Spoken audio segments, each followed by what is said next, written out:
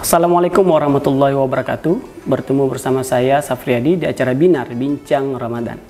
Nah, kali ini sangat spesial sekali. Kita kedatangan tamu istimewa, yaitu Bapak Hendra Syaputra, yang mana beliau merupakan wali siswa dari kelas 11. Dan hari ini beliau sudah menyempatkan waktu untuk kita bersama di sini menyampaikan paparan mengenai atau seputar Ramadan bagi kita semuanya. Baik pemirsa, kita langsung saja menyembah beliau. Selamat sore Pak Hendra. Selamat sore Pak Adi, Assalamualaikum. Gimana kabarnya, sehat Pak Hendra ya? Alhamdulillah. Terima kasih Pak Hendra, kita ucapkan lagi karena sudah menyempatkan waktu di acara webinar kita pada sore hari ini. Sama-sama Pak Adi. Baik Pak Hendra, sebelum berbuka mungkin kita sedikit berbincang-bincang mengenai seputar Ramadan ya. Yang mana menurut saya ketika Ramadan berlangsung, kita juga menjalaninya dengan baik, pastinya kita harus melakukan yang terbaik juga untuk Ramadan ini. Jadi salah satunya mungkin mengenai kegiatan kita di bulan Ramadan. Salah satunya seperti membaca mungkin Pak Hendra ya. Kira-kira nih Pak Hendra, apa sih agar kita termotivasi untuk konsisten membaca nih Pak Hendra? Mungkin Pak Hendra bisa menyampaikan kepada kita semua. Silakan Pak Hendra. Baik, terima kasih Pak Adi. Sekali lagi Assalamualaikum warahmatullahi wabarakatuh. Waalaikumsalam. Mungkin teman-teman Binar juga yang sedang menyaksikan acara ini ya. Pertama nih, tadi Pak Adi tanya tentang kegiatan Ramadan ya. Jadi kalau dalam bulan suci Ramadan ini sebenarnya selain kita menjalankan ibadah kita yang setiap hari, tarawih selain 5 waktu, tarawih, kemudian membaca Al-Quran. Mungkin ada teman-teman atau yang ingin menambah lagi setiap hari Pak Adi, seperti misalnya mengikuti kajian-kajian Islam, membaca buku Islam, ataupun barangkali mendengarkan nasihat ya, atau ceramah seperti itu. Itu mungkin kembali kepada bagaimana bukan saja kesenangan, tetapi kebahagiaan yang ingin dicapai gitu ya. Jadi kalau misalnya bagaimana caranya kita bisa meningkatkan amalan kita, salah satunya adalah melalui membaca ya Pak Adi. Yang pertama mungkin membaca Al-Quran setiap hari gitu, karena kita disarankan untuk bisa khatam ya 30 juz dalam 1 bulan, walaupun misalnya ada target-target lain mungkin yang dimiliki oleh setiap orang gitu. Nah, kalau kita kembali ke hal membaca yang seperti biasa, justru sebenarnya dalam bulan suci Ramadan ini bisa kita jadikan tempat kita untuk bisa menambah kan selama ini kita mungkin merasa wawasan keagamaan kita kurang barangkali. Kita bisa membaca kisah-kisah Nabi, kita bisa membaca bagaimana perjuangan Rasulullah SAW. Kita mungkin bukan tidak sempat ya, mungkin belum sampai ke bahasan itu barangkali sebelum bulan Ramadan. Jadi kita bisa menambah bacaan kita dengan target-target yang baik seperti itu. Dan tentu ini sesuai juga ya Pak Adi dengan bagaimana ayat yang pertama kali turun, Iqra bismi rabbika. Jadi bacalah atas nama Tuhanmu. Allah saja sudah menganjurkan kita untuk membaca. Jadi ajakan literasi itu sebenarnya sudah ada sejak bahkan zaman Rasulullah SAW ketika diturunkan pertama kali wahyu ya Pak Adi. Dan kalau bagaimana caranya meningkatkan semangat kita membaca, tentu setiap orang punya kebutuhan. Jadi misalnya sekarang katakanlah saya sebagai pengajar atau Pak Adi sebagai guru, mungkin kalaulah kita ngajar selama ini mata pelajarannya tidak ada kaitannya barangkali dengan Islamic perspektif seperti itu. Tapi sebenarnya kalau kita gali lebih dalam, semua apapun yang kita pelajari itu ada kaitannya dengan Allah Subhanahu Wa Taala. Misalnya penciptaan manusia, bagaimana bulan dan bintang, bagaimana kita bisa berbicara yang baik, bagaimana kita bisa meningkatkan silaturahmi dan lain-lain. Mungkin selain apa yang ada kita pahami dalam konteks yang standar, kita bisa tingkatkan di bulan Ramadan melalui membaca. Dan karena waktu kita juga, sekolah juga waktunya jadi lebih ringan ya Pak Adi kalau Ramadan gitu ya. Kuliah juga demikian, bekerja juga demikian. Jadi sebenarnya secara tidak langsung juga bulan Ramadan ini Allah kasih kesempatan kita untuk lebih luas menambah khasanah pengetahuan kita. Barangkali itu dulu Pak Adi. Ya berarti banyak sekali efek positif yang kita dapat ya ketika bulan Ramadan. Kita membaca, baik itu baca buku, baca ilmu pengetahuan lainnya, ataupun juga baca Al-Quran, itu sangat positif untuk kita ya Pak ya. Betul. Nah, tadi sepertinya Bapak sudah menyinggung bahwa salah satu pandangan Islam terhadap membaca juga tadi seperti ayat Iqra ya, membaca artinya ya Pak. Mungkin ada pandangan lain tentang dari Islam atau pandangan lain tentang membaca dari pandangan Islam gimana? Iya. Kalau kembali kepada pada ayat yang pertama tadi, itu kan sudah jelas ya Pak Adi bahwa Iqra ya. Jadi membaca, ajakan membaca itu mungkin kita bisa terjemahkan lebih luas. Tidak hanya membaca Al-Quran, tidak hanya barangkali mengkaji hadis, tapi juga membaca bagaimana kehidupan kita sebagai orang Islam gitu Pak Adi ya, sebagai orang yang beriman gitu. Tentu setiap manusia punya tanggung jawab.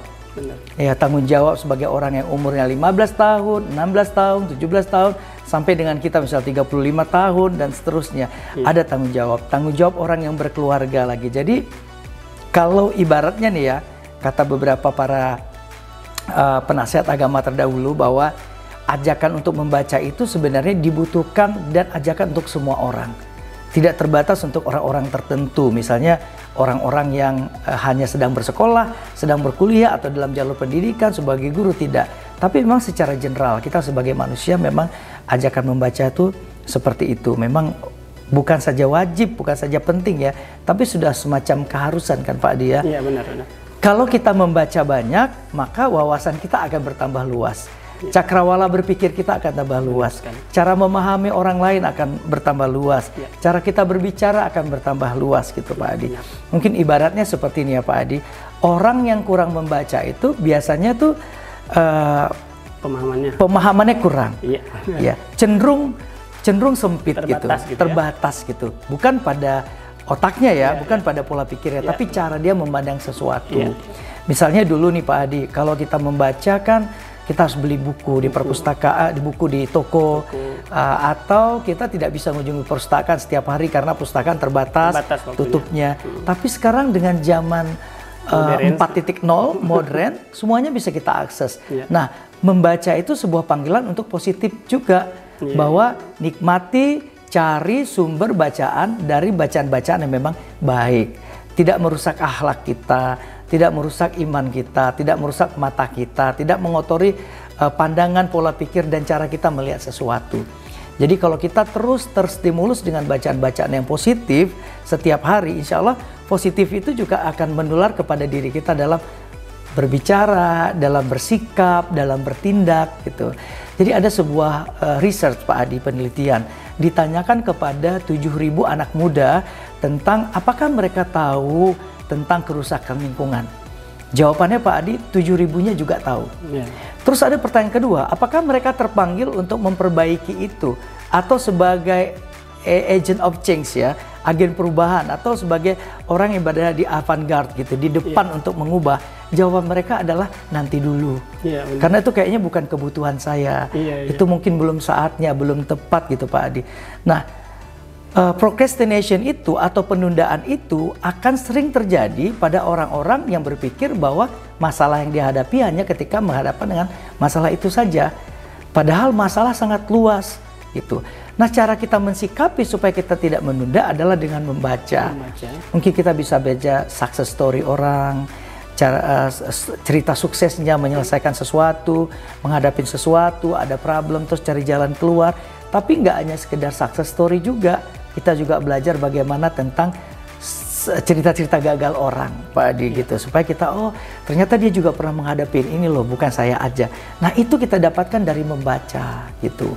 Hanya memang tantangannya Pak Adi, teknologi sekarang sangat tinggi. Sekarang ada berita viral, kemudian ada orang cuma suka clickbait, yang berita-berita yang judulnya aja bombastis, di dalamnya nggak ada isinya ya. Padahal ajakan membaca itu adalah start until finish. Jadi memulai membaca sampai selesai. Jadi kalau punya buku tuh satu persatu, per halaman dibaca. Kalau belum selesai, hendaknya punya semacam tanggung jawab moral nih Pak Adi. Wah, saya udah beli buku tapi nggak selesai membacanya. Atau tanggung jawab orang yang membaca adalah setelah membaca, mendistributkan kembali apa yang dia baca lewat bercerita. Misalnya kayak gini nih Pak Adi. Atau kumpulin beberapa teman. Nah, dari membaca itu kita kan terstimulus, ide-ide kreatif muncul. Wah, ini saya udah baca buku 2 bulan ini. Tapi kayaknya nggak seru kan kalau cuma bacanya cuma saya gitu. Saya panggillah Pak Adi, panggillah teman-teman lain. Mungkin ajakannya agak sedikit, kadang-kadang mungkin nggak bisa mendapat jawaban yang seperti kita bayangkan. Misalnya, Pak Adi, yuk kita kumpul sama beberapa teman, saya baca buku A, mau nggak dengar tentang buku ini? Atau Next mungkin Pak Adi minggu depan atau bulan depan. Nah, ajakan itu tantangannya tinggi dengan teknologi ini. Karena orang merasa semua bisa akses. Ya, benar. Gampang gitu. Tapi ingat ya bahwa ketika kita merasa tuh gampang, sebenarnya kita sudah berkontribusi kesulitan sebenarnya. Tapi kan kita nggak sadari. Kenapa kita nggak sadari? Karena teknologinya, handphonenya punya kita, semua punya kita. Kita merasa bahwa, oh besok gampang, lusa masih ada waktu. Tapi lusa sudah ada agenda lain Pak Adi. Lusanya udah ada agenda lain. Nah biasanya tantangan-tantangan orang membaca nggak selesai itu kayak gitu. Saya pernah cerita lucu nih Pak Adi. Berangkat ke Sabang ya. Saya membeli buku dan saya seperti nggak mau lepas dari buku itu karena baru separuhnya juga belum. Jadi di kapal ketika saya naik udah periksa tiket, karcis dan lain-lain, saya naik ke atas di bagian belakang, dak belakang itu Pak Adi. Terus saya duduk karena tempat duduk penuh, jadi saya bersandar ke pintu gitu. Nah di pintu itu saya lanjut lagi baca gitu Pak Adi. Terus ada satu orang mungkin dia merasa terstimulus ya, terus dia tanya, baca buku itu juga ya Pak gitu. Oh iya saya sedang baca buku ini. Saya juga baca buku itu tapi belum selesai, belum juga saya buka plastiknya. Akhirnya secara nggak langsung kita bersilaturahmi Pak Adi. Terus saya jadi berteman, jadi tukar kontak. Terus ternyata dia cinta buku-buku populer juga. Terus kita berteman gitu dan ngobrol, satu kali kita ngopi bareng atau ngobrolin buku dan lain-lain. Ternyata dari situ saya dapat cerita-cerita yang lain lagi dari dia. Bagaimana kesenangan dan kecintaannya pada buku. Tapi kalau kita bilang, apa sih sebenarnya hanya sebuah buku? Banyak yang bilang gitu. Terus kenapa harus memaksakan diri berdiri juga? Kalau di beberapa negara bahkan orang ngantri itu sambil nunggu, daripada dia ribut, dia baca buku Pak Adi. Daripada dia mengganggu orang lain, dia baca buku. Itu justru punya dampak yang positif lainnya. Jadi menurut saya, jangan berhenti pada bahwa Iqra kita ajarkan untuk membaca, tetapi merasakan bahwa banyak kebutuhan yang bisa kita dapatkan dari membaca. Tanggung jawab orang sekolah, tanggung jawab orang menuntut ilmu adalah menceritakan apa-apa yang dia dapatkan pada orang lain yang kebetulan tidak bernasib baik atau tidak segampang dialah mendapat itu. Nah itu tanggung jawab orang sekolah. Jadi ketika kita diberikan amanah, kemudahan, rezeki di orang tua, dan kita untuk bersekolah, membaca buku, dan kita nggak bisa berkontribusi untuk itu, ya mungkin sesungguhnya kita orang yang merugi, gitu. Tapi kalau ditafsirkan lebih luas ya Pak Adi, gitu. Oke Pak Hendra, tadi Pak Hendra juga sudah menjelaskan tadi bahwa banyak sekali pengetahuan yang kita dapatkan dari hasil membaca, dan juga dari membaca juga sangat mudah kita dapat sekarang, tidak hanya dari buku ya, juga bisa kita dapat di internet mungkin, dan juga dengan membaca buku kita bisa dari pengalaman Bapak tadi bisa mendapatkan teman lain mungkin ya yang sehobi mungkin dengan membaca buku.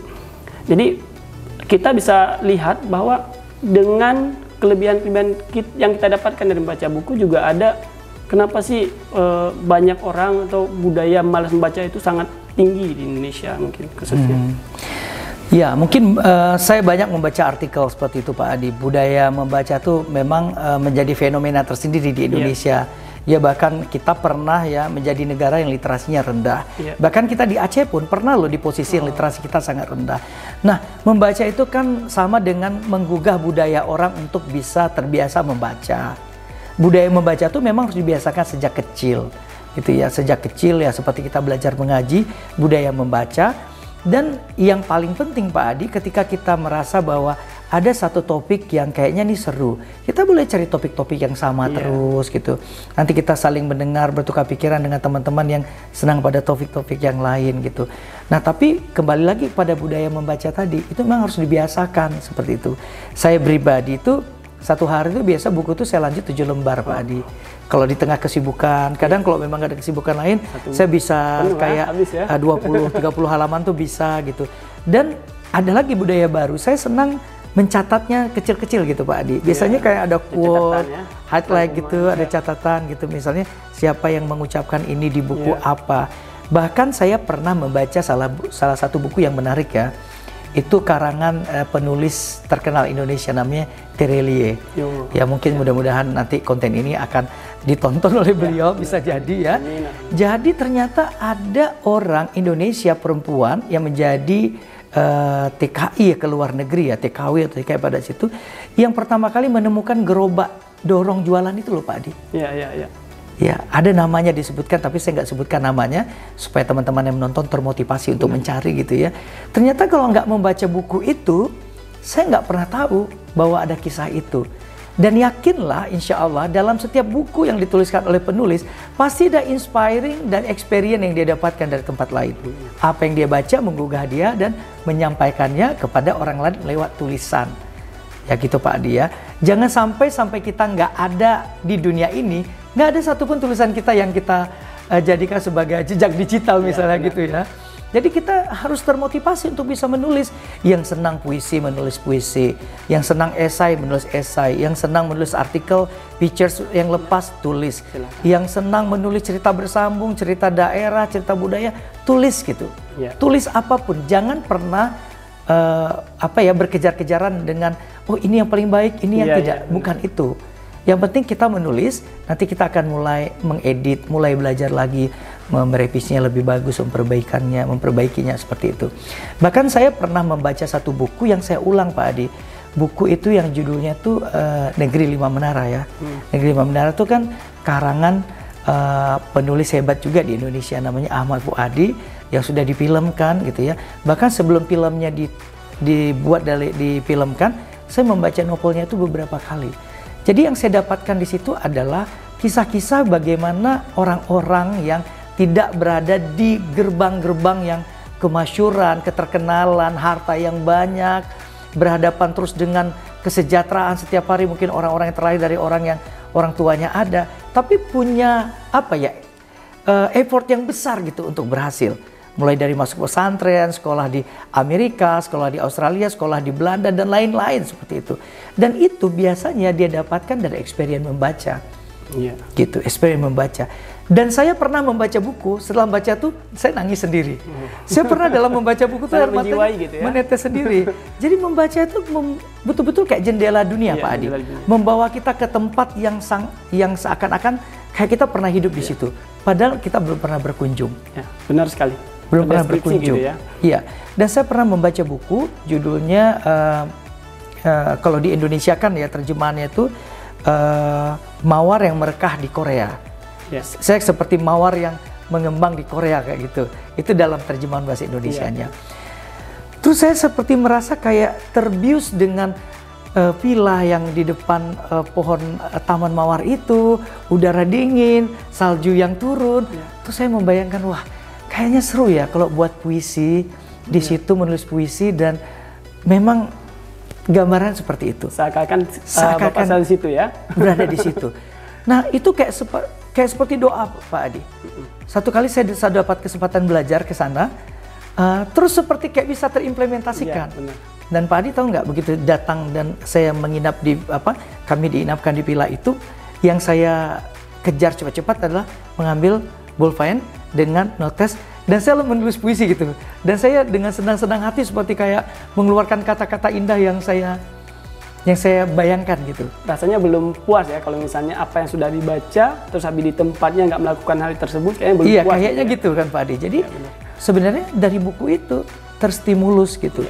Terstimulus. Ada juga saya cerita tentang seorang anak petani apel di Malang bisa sampai di New York. Dan semua dari bacaan itu. Dan mereka pun tergugah dari apa-apa yang mereka baca. Jadi membaca itu sebenarnya budayakan saja setiap hari bahwa ada kebutuhan. Meskipun ya kalau kita tanya, baca buku apa hari ini? Ada loh orang yang bilang saya nggak senang baca, saya nggak suka baca.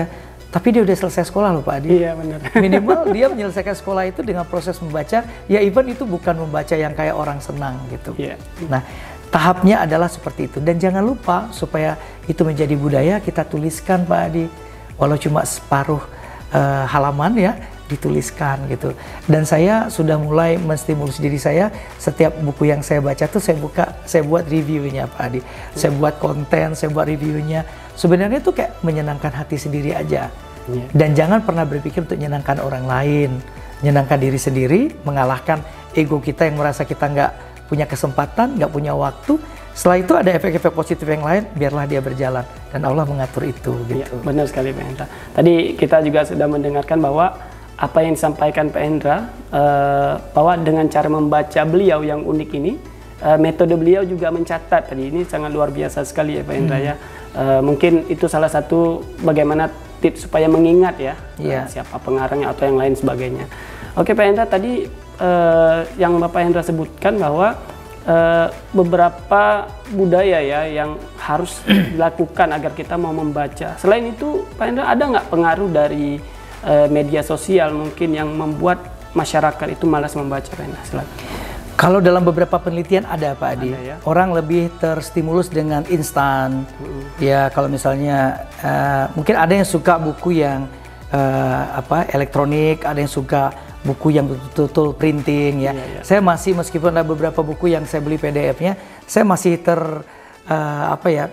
terkagum-kagum melihat buku gitu. Senang pada melihat lembaran halamannya. Bahkan sebelum baca buku tuh saya ciumin buku itu, ini baunya bau apa ya, nanti setelah dibaca apa gitu. Itu untuk ya lelucon aja sih sebenarnya. Masing-masing orang punya budayanya masing-masing, caranya masing-masing. Nah, sosial media ini kan memang sebuah media baru ya, Pak Adi, yang kita bisa bilang sekarang dengan teknologi yang tinggi, orang bisa menjadi penulis, bisa menjadi kurator, bisa menjadi editor, bahkan bisa menjadi owner untuk platformnya sendiri gitu kan. Dan itu kan tantangannya apa Pak Adi? Konsisten. Banyak orang sekali tulis, terus setahun tidak. Nah, sekali lakukan, setahun jeda gitu. Saya ada punya cerita unik juga. Waktu SMP, kelas 2, saya sudah menggandrungi dunia sastra itu sejak SD bahkan. Saya senang baca puisi, terus memenangkan beberapa pertandingan nasional dan juga lokal. Dan kelas 2 SMP ya, saya ingat ya, umur 12 atau 13 tahun, saya mengirimkan puisi saya pertama kali ke Harian Serambi Indonesia. Dan itu ada honornya. Jujur saja pada saat itu sebenarnya bukan honor yang saya cari, tapi semacam sebuah kebanggaan kalau puisi itu dimuat gitu. Nah gitu. Saya masih ingat judulnya Catatan Gadis Kecil, karena saya punya melihat ada orang gadis kecil yang naik sepeda menjajakan kue yang dibuat oleh ibunya, diantarkan ke sekolah setiap hari. Itu saja sudah menjadi kayak ide bagi saya. Saya tulis, bahkan waktu itu pernah memenangkan lomba menulis tingkat nasional, lomba menulis puisi waktu itu.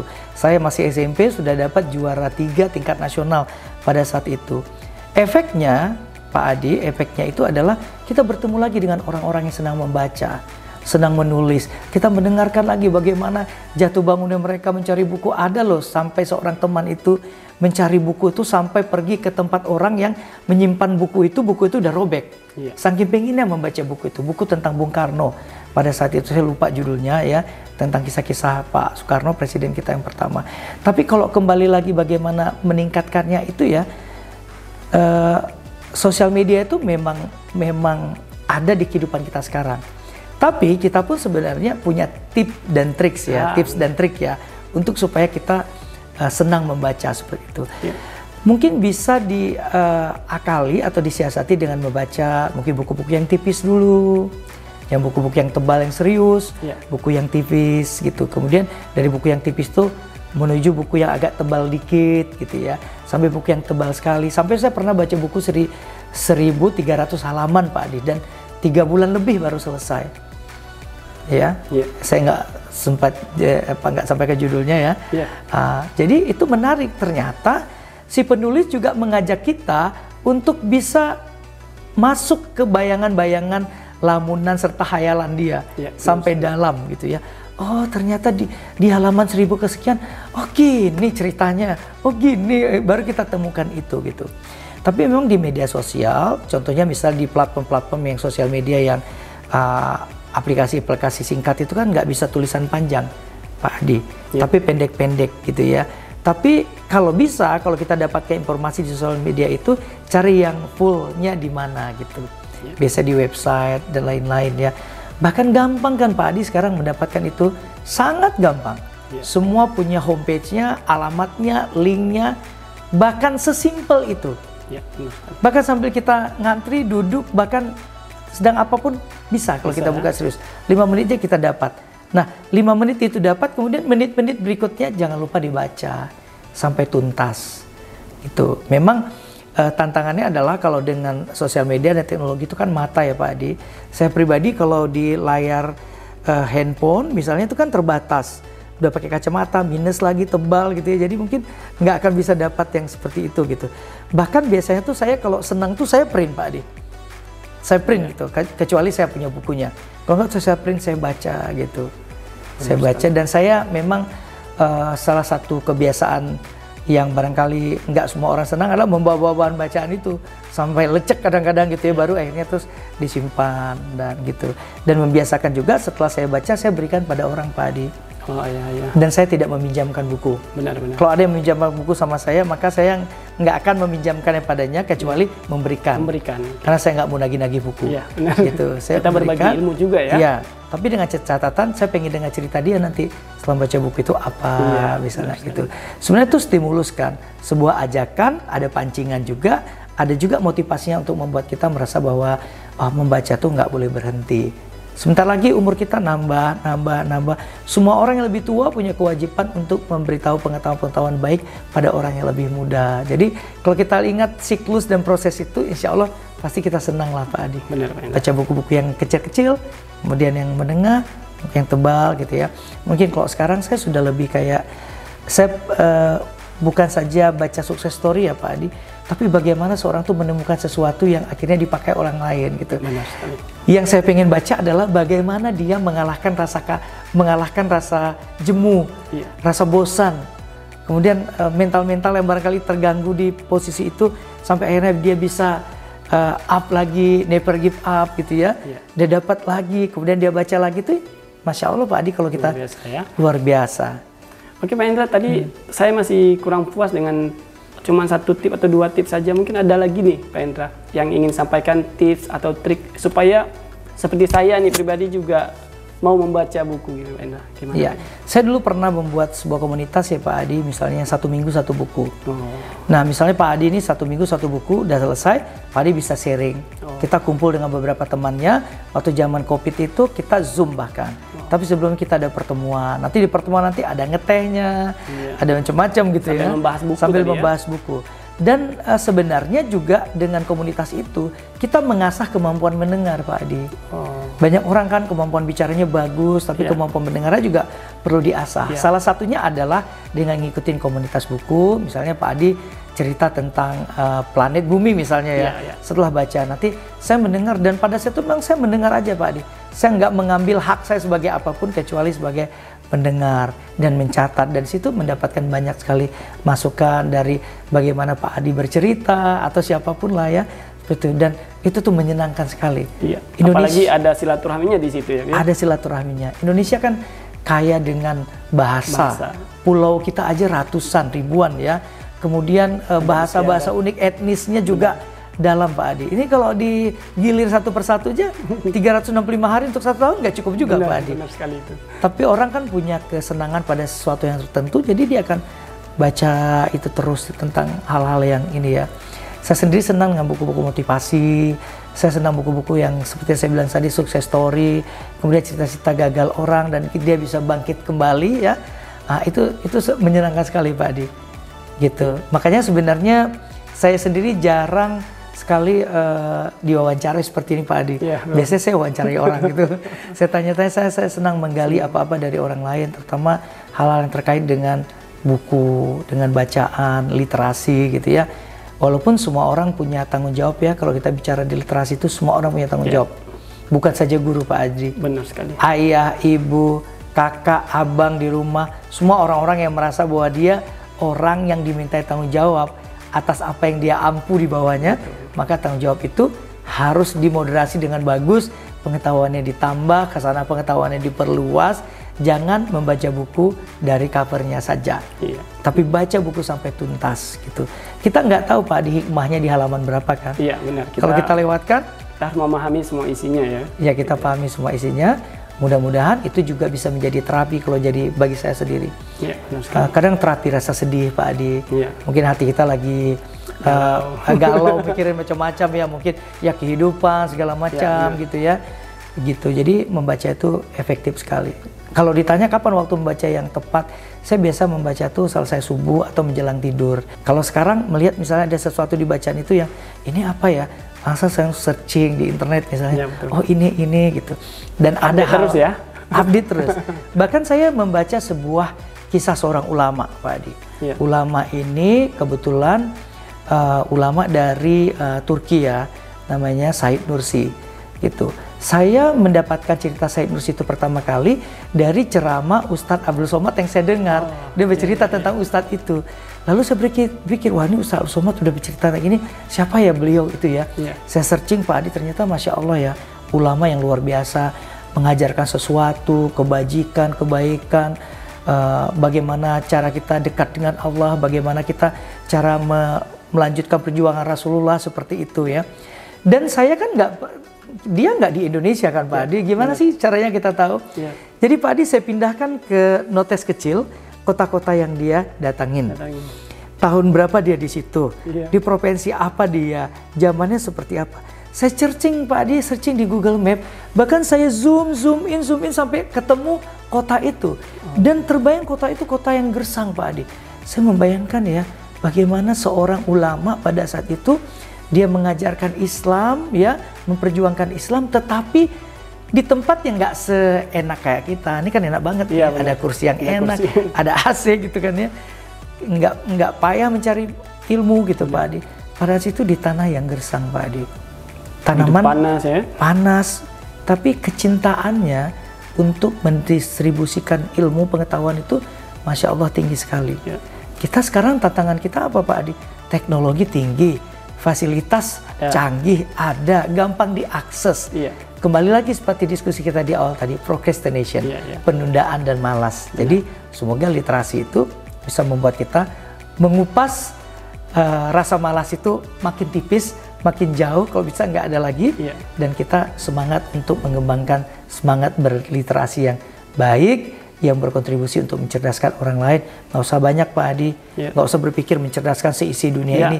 Depan, belakang, kiri, kanan aja. Orang-orang terdekat, maka ketika setiap pribadi melakukan aktivitas dan rumus depan, belakang, kiri, dan kanan itu, insya Allah dia pun akan berada di zona-zona yang mencerdaskan orang lain dengan lewat proses literasi yang dia punya. Nggak usah populer, nggak usah cari populer. Jalan aja di jalan-jalan yang sepi, di lintas-lintas yang orang nggak ada puji. Di situ sebenarnya beraktivitas produktif yang paling menyenangkan. Luar biasa ya. Tadi Pak Hendra sudah menjelaskan bagaimana sih proses literasi dari hal pengalaman beliau dan juga dari hasil membaca beliau juga kita sudah mendengarkan teman-teman ya. Jadi tidak panjang lebar lagi saya jelaskan. Tadi sudah sangat jelas yang disampaikan oleh Pak Hendra ya. Baik Pak Hendra, terima kasih. Kita akhiri. Semoga Pak Hendra sehat-sehat selalu. Amin ya Rabbal. Baik teman-teman semuanya di rumah, kita akhiri di episode kita selanjutnya. Nanti kita akan bertemu kembali. Assalamualaikum warahmatullahi wabarakatuh. Waalaikumsalam warahmatullahi wabarakatuh.